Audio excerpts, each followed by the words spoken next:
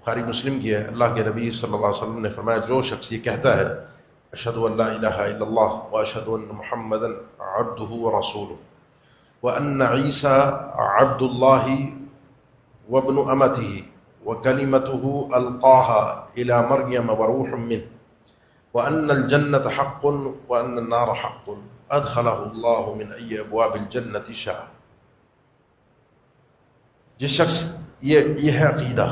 جس شخص کا یہ مضبوط ٹھوس عقیدہ ہو کہ اللہ کے علاوہ کوئی، وہ گواہی دے میں یہ اظہار کرتا ہوں کہ اللہ کے علاوہ کوئی بھی عبادت کے لائق نہیں، صرف اللہ ہے۔ اللہ کے نبی صلی اللہ علیہ وسلم کا مقام یہ ہے آخری اونچائی میں کہ آپ اللہ کے رسول ہیں اور آپ اللہ کے بندے ہیں، بندگی سے باہر نہیں ہیں اور عام بندے نہیں، اللہ کے رسول ہیں۔ عیسیٰ علیہ السلام بھی اللہ کے بندے ہیں، اللہ نہیں ہے، نہ ابن اللہ ہے، اللہ کی بندی کے بیٹے ہیں، اللہ کا کلمہ ہے، اللہ نے ان کو خاص طریقے سے پیدا کیا ہے، اللہ نے ان کی خاص روح پھونکی ہے ان کی والدہ کے پیٹ میں، اور جنت بھی سچی ہے، جہنم بھی سچی ہے، موجود ہے، اس میں بھی لوگ جائیں گے، یہ اللہ کی نعمت ہے، یہ اللہ کی رحمت کا مظہر ہے اور وہ اللہ کے عذاب کا مظہر ہے۔